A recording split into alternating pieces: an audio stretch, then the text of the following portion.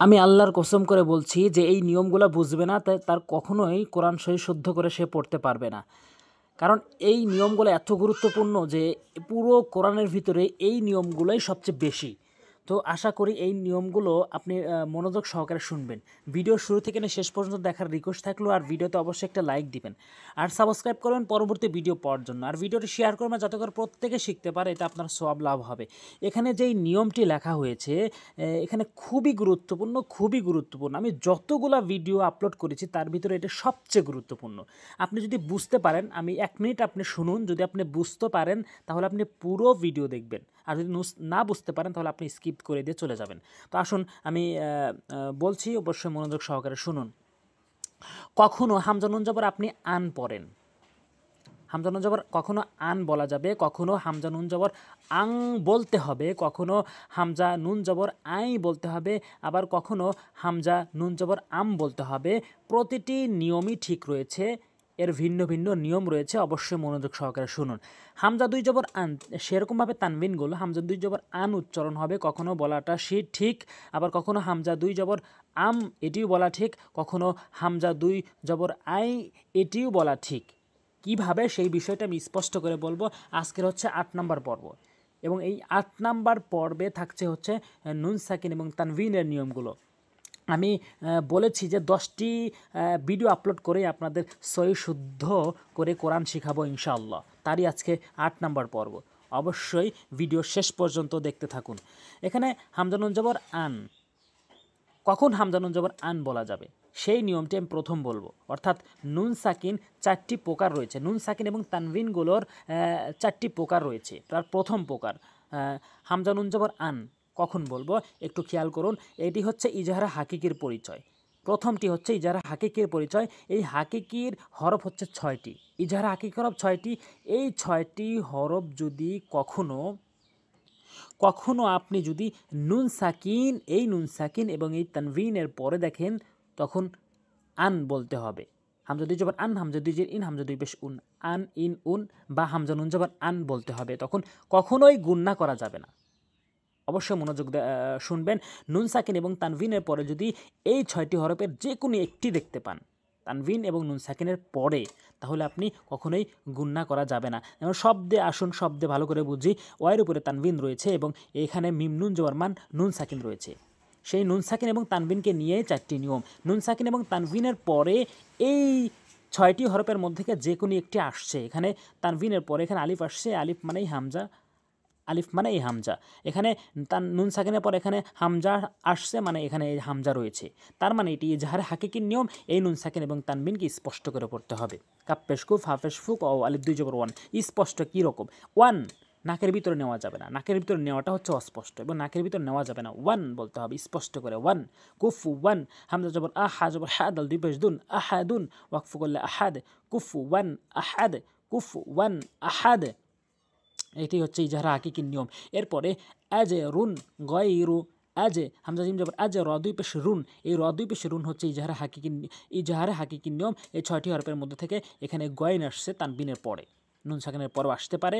তাহলে এই নুন সাকিন এবং এই তানবিনকে স্পষ্ট করে পড়বেন। রুন আজে রুন গয়র, লিয়াও মিন, এই যে মিন এটি হচ্ছে যে হাকিকি, স্পষ্ট করে বলবেন লিয়াও মিন আযীম, আইন জবর আয এজের রি মিম দুই জের মিন আযীমিন, ওয়াকফ করলে আযীম, লিয়াও মিন আযীম।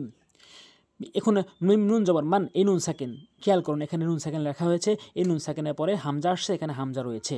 তাহলে আপনি এই নুন সাকিনকে কখনোই গুণনা করতে পারবেন না। এটি মিম নুন জবর মান, স্পষ্ট করে উচ্চারণ করতে হবে। মান হামজা জবর আ দাল জেরে দি নুন জবর না, মান আযিনা লাম জেরে লি মিম নুন জবর মান, মাং বলা যাবে না, গুণনা করা যাবে না, মান বলতে হবে।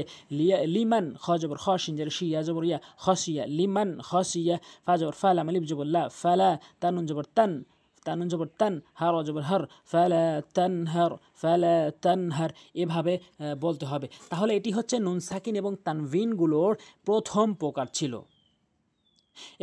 এবার হচ্ছে নুন সাকিন এবং তানভিনের দ্বিতীয় প্রকার। দ্বিতীয় প্রকার খুবই ভালো করে বুঝবেন। এই নিয়মগুলো এত গুরুত্বপূর্ণ যে এই নিয়মগুলোই পুরো কোরআনে ছড়িয়ে ছিটিয়ে রয়েছে। এখানে আপনি একটি নিয়ম শিখলেন মানে এই নিয়মটি কোরআনের যত জায়গায় রয়েছে আপনি সেই জায়গাগুলোতে বুঝতে পারবেন। এবার 2 নম্বর নিয়ম হচ্ছে নুন সাকিন এবং তানভিনের দ্বিতীয় নম্বর নিয়ম হচ্ছে ইকফায়ে হাকিকি। এই ইকফা হাকিকির নিয়মটি খুবই গুরুত্বপূর্ণ। এখানে ইকফা হাকির 15টি হরফ রয়েছে। এই 15টি হরফের যে কোনো একটি যদি আপনি এই নুন সাকিন এবং এই তানভিনগুলোর পরে দেখতে পান তাহলে আপনার নাকের ভিতরে নিয়ে উচ্চারণ করতে হবে। তখন হামজা নুন জবর আন বলতে পারবেন না, হামজা 2 জবর আন বলতে পারবেন না, হামজা 2 জবর ইন বলতে পারবেন না, হামজা নুন জবর আং বলতে হবে, হামজা 2 জবর আং বলতে হবে, আং বলতে হবে, গুণনা করে পড়তে হবে। তাহলে এখানে শব্দে বুঝিয়ে আসুন। নুন সাকিন, এখানে নুন সাকিন রয়েছে এবং এর বার উপরে তানভিন রয়েছে। তো এই নুন সাকিন এবং এই তানভিনের পরে যদি এই 15টি হরফের যে কোনো একটি আসে তাহলে এই নুন সাকিন এবং এই তানভিন কি গুণনা করে পড়বেন। দেখুন এখানে নুন সাকিনের পর এখানে তা আসছে, এখানে তা রয়েছে, এখানে বা 2 জবর বান, তানভিনের পর কফ আসছে, এখানে কফ রয়েছে। তাহলে এটা ইকফায়ে হাকিকির নিয়ম, এটিকে গুণনা করে পড়তে হবে। এটিকে মানে তানভিনকে এবং নুন সাকিনকে গুণনা করে পড়তে হবে। হামজা নুন জবর আন বলা যাবে না, হামজা নুন জবর আং বলতে হবে।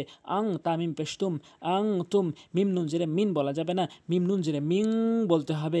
কব্বা জবর কাবে, লাম জেরে লি, কাব জবর কা, কাবে লিকা, মিং কাবে লিকা, ফা জবর ফা, লাম আলিফ জবর লা, ফালা, তানুন জবর তান, কখনোই বলবেন না, তাং বলতে হবে। ইকফা করতে হবে, গুণনা করতে হবে। সিনখা জবর সা, ফালা তাং সা, আযাবান করিবা, আইনু জারিয়া, আদানিন তাজরি। এরপরে এই নুন সাকিন এবং তানভিনের 3 নম্বর প্রকার অবশ্যই মনোযোগ সহকারে খেয়াল করবেন। 3 নম্বর প্রকার হচ্ছে ইকলাব। ইকলাবের হরফ হচ্ছে একটি বা, এখানে দেখবেন একটি বা রয়েছে। এই বা হরফটি যদি কখনো আপনি এই নুন সাকিন এখানে রর উপর তানভিন, এই তানভিনের পরে দেখতে পান, যেমন এখানে রয়েছে বা রয়েছে, তানভিনের পর বা রয়েছে, তাহলে নিয়মটি কি, এই ইকলাবের হরফ একটি বা যদি কখনো নুন সাকিন এবং এই তানভিনের পরে আসে তাহলে ছোট্ট একটি মিম এনে, কথাটা ভালো করে বুঝবেন, ছোট্ট একটি মিম এনে নুন সাকিন এবং এই তানভিনকে পরিবর্তন করতে হবে। মানে নুন সাকিন এবং তানভিনকে বাদ দিতে হবে, বাদ দিয়ে ওই স্থানে ছোট মিম উচ্চারণ করবেন। মিম নুন জেরে মিন না বলে মিম মিম মিম জেরে মিম বলতে হবে, মিম বলতে হবে।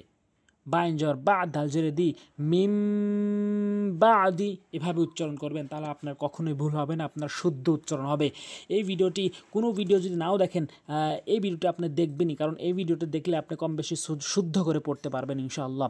মিম মিম জবর মাম, এটি হচ্ছে ইকলাবের নিয়ম। নুন সাকিনের পর বা আসছে, ছোট মিম দ্বারা নুনকে বাদ দেওয়া হয়েছে। মিম মিম জবর মাম, বা জবর বা, খজর খিলাম জবরলা, মাম বা খিলা, ফা জবর ফা, হামজা মিম জবর আম, হামজা নুন জবর আন হয়, বলছি হামজা মিম জবর আম, ছোট মিম দ্বারা নুন সাকিনকে পরিবর্তন করছি এবং গুণনা করে পড়ছি। ফা আম বা তা জবর বাত, নুন আলিফ জবর না, ফা আম বাত না, হামজা জবর ই, দাল মিম জবর জিম, গুণনা করতে হবে। বা জবর বা, আইন জবর আয়সা, জবর সা, বা আসা, ইদিম বা আসা, বিজাম বিহিম, ওয়ামা ইয়ামবাগি, বুশরাম বাইনা সুম্মুম। এই যে মুম, এটি হচ্ছে ইকলাবের নিয়ম, গুণনা করতে হবে। মুম বুকমুন কিরামিম বারারা। সাকিন এবং তানবিন লিখব বোঝার সুবিধার্থে। হামজা নুন জবর আন একটি, আর হচ্ছে তানবিন লিখব, যেমন হামজা 2 জবর এবং হামজা 2 জের এবং হামজা 2 পেশ। একটি যদি আঁকাবাঁকা হয়েছে, কারণ এটা মাউস দিয়ে কাজ করছে, একটু আঁকাবাঁকা হয়ে যায়। এরপরে তাহলে কি, নুন সাকিন এবং তানভিনের 4 নাম্বার প্রকার হচ্ছে ঈদগাম। নুন সাকিন এবং তানভিনের 4 নাম্বার প্রকার হচ্ছে ঈদগাম। ঈদগামটি আবার 2টি শাখা রয়েছে, ঈদগামে বাগুন্না, ঈদগামে বেলাগুন্না। সহজ করে বলছি, অবশ্যই মনোযোগ সহকারে খেয়াল করুন। এই 4টি হরফ যদি কখন আপনি এই নুন সাকিন এবং এই তানভিনগুলোর পরে দেখতে পান, তাহলে যদি এখানে ইয়া দেখতে পান তাহলে হামজা নুন জবর আই বলতে হবে, হামজা নুন জবর আন বলা যাবে না। এখানে যদি মিম দেখতে পান নুন সাকিনের পরে হামজা নুন জবর আন বলা যাবে না, হামজা নুন জবর আম বলতে হবে। এখানে ওয়াও দেখলে হামজা নুন জবর আও বলতে হবে। এখানে নুন দেখলে হামজা নুন জবর আন বলতে হবে। সেরকমভাবে এই তানবিনগুলোর উচ্চারণ। আবারও স্পষ্ট করে একটু শব্দে বলছি, মনোযোগ সহকারে দেখতে থাকুন।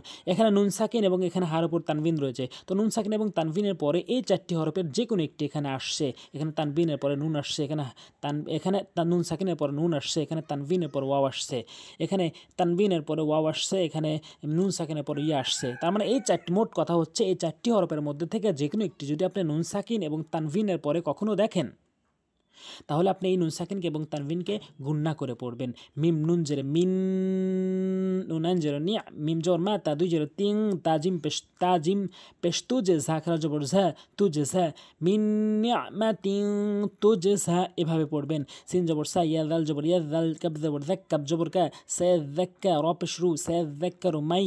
এই যে মাই, এখানে ঈদগামে বাগুনার নিয়মটি প্রয়োগ হয়েছে। নুন সাকিনের পর ইয়া আসছে, 4টির মধ্যে এখানে ইয়া রয়েছে, তাহলে এই নুন সাকিনকে আপনারা গুণনা করবেন। মিম নুন জবর মাই।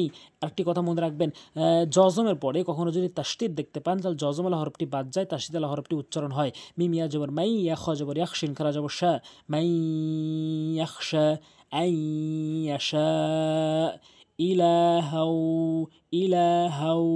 ওয়াহিদা, রহিমু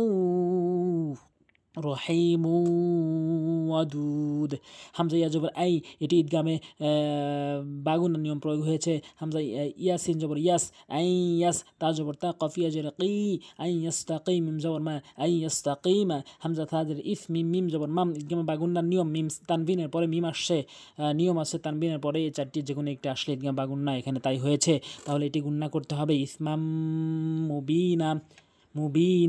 এরপরে 4 নম্বরের আরেকটি শাখা হচ্ছে ঈদগাম বেলাগুন্না হরফ দুইটি, র এবং লাম। এই দুইটি হরফের যে কোনো একটি যদি এই নুন সাকিন এবং তানবিনের পরে দেখতে পান, তাহলে স্পষ্ট করে পড়বেন, নুন সাকিন এবং তানবিনকে স্পষ্ট করে পড়বেন। তো আজ এই পর্যন্ত। সামনে যে পর্বটি বলবো, শেষ পর্বটি খুবই গুরুত্বপূর্ণ। সামনে 9 নম্বর পর্ব, খুবই গুরুত্বপূর্ণ পর্ব। অবশ্যই সাবস্ক্রাইব করবেন পরবর্তী ভিডিও পাওয়ার জন্য, আর ভিডিওতে অবশ্যই লাইক দিবেন।